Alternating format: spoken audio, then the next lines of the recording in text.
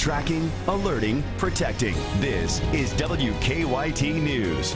Good afternoon and welcome back. The news continues as we hit 12:30. Bill Bryant and Barbara Bailey reporting. After months of campaigning, we are now getting close to the polls opening in Kentucky, just about 18 hours away. One of the most closely watched races across the nation tomorrow will be right here in Kentucky, where Democratic challenger Allison Lundergan Grimes is trying to unseat Senate Minority Leader Mitch McConnell. We have reports from both campaigns this midday. We began our Campaign 2014 coverage with WKYT's Kristen Kennedy live in downtown Lexington. Kristen? Grimes is expected to arrive here at Fifth Third Pavilion around 7:30 tonight. It's going to be the last and final stop of a whirlwind day on the last day of her election coverage. Now, it began this morning in Pikeville around 8. Our crews caught up with her during her second stop of the day in Somerset. Grimes met with supporters inside the Lake Cumberland Regional Airport. She reminded the crowd of the things that set her apart from current Senator Mitch McConnell, and she talked with us about her plans if elected to serve as senator. We can actually increase the minimum wage, close the gender pay gap, and make sure that we end the outsourcing of jobs that we have seen under Mitch McConnell's watch, closing those tax breaks and trade deals that have sent thousands of good Kentucky jobs overseas. That has been my focus, is to make sure all Kentuckians have a good quality of life and a good paying job. Grimes will spend election night here in Lexington with her family and supporters. Live downtown, Kristen Kennedy, WKYT. All right, thank you. And between now and 7:30 tonight, Grimes is also expected to make campaign stops in northern Kentucky and in Louisville before ending up again here in Lexington. Now, also in Lexington, Senator Mitch McConnell is making a final push before Election Day. He's flying across the Bluegrass for a statewide campaign tour. WKYT's Phil Pendleton is tracking the McConnell campaign live from Bluegrass Airport. Phil?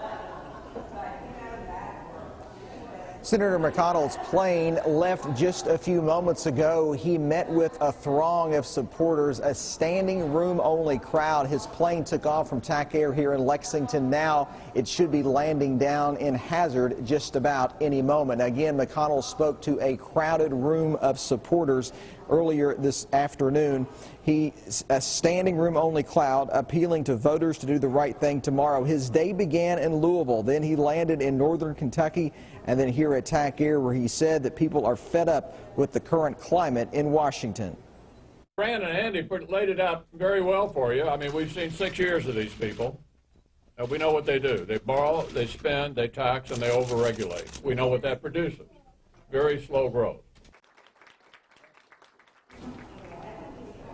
And McConnell will be traveling by airplane all day long today. He'll be making stops in western Kentucky after he leaves Hazard, Owensboro, Paducah, and then he'll end in Bowling Green about 5:30 our time. In Lexington, Phil Pendleton, WKYT. Phil, thank you. And to find out where your polling place is and to get a sample ballot, just go to WKYT.com before heading out to vote. For the first time in recent history, people in Lexington will be able to buy alcohol while the polls are open. City leaders voted unanimously to repeal the ban in early September. It didn't allow for the buying or selling of alcohol on primary or regular election days while the polls were open in the past. The alcohol ban was changed on the state level, giving localities that option back last year. Other news today, we're tracking the search for 2 home invasion suspects in Madison County this afternoon. An 88-year-old Korean War veteran says he was with his wife in their Crooksville Road home around 10 o'clock last night when 2 men forced their way inside the house trying to rob them. He tells us a man knocked on his back door looking for directions to the closest gas station. He says one of the men had a gun, and they both put on masks. A Lexington man was arrested over the weekend after police say he assaulted his girlfriend with a hammer and a wrench. According to an arrest citation, 49-year-old Stephen Christensen is charged with second-degree assault. Police say when they got to the home, there was blood on the garage floor and a hammer and a wrench there. The victim was found injured at a neighbor's home. She told police Christensen hit her in the head. Christensen was also charged with possession of drug paraphernalia. Well, some exciting things are happening at Fayette Mall, where the new middle wing is opening up. The old Sears space has been remodeled and will open up this Friday. 12 new stores are opening up, like H&M, Vera Bradley, and Oakley. The ribbon cutting ceremony will be at 10 a.m. near the new Cheesecake Factory. Santa and his reindeer will also arrive at the mall on Friday. All right, and Triangle Park in downtown Lexington is also gearing up for the holidays right now. The Downtown Lexington Corporation tweeting out today that ice rink events will start laying the ice.